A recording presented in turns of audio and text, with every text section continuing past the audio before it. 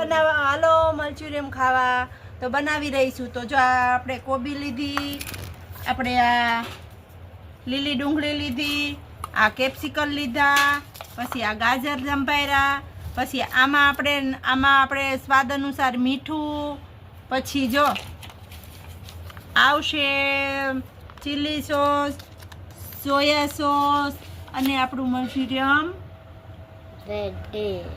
હાલો મિત્રો, તો જો આપણે મંચુરિયમની ગોટીનો લોટ તૈયાર થઈ ગયો અને 5 મિનિટ રેસ્ટ કરવા રાખી દઈ. બાય. આ બની ગઈ આપણે મંચુરિયમની ગોટી તૈયાર. હવે વઘારવાનું રહ્યું મંચુરિયમ.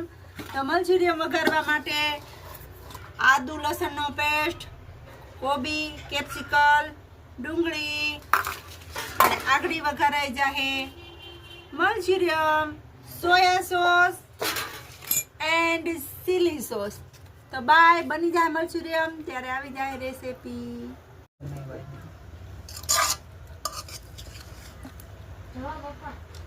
હાલો મંચુરિયમ ઘરે બનાવેલું ખાવા મસ્ત મજાનું જોઈ લો. કોઈના મોઢામાં પાણી આવે ને તો હાલ આવજો.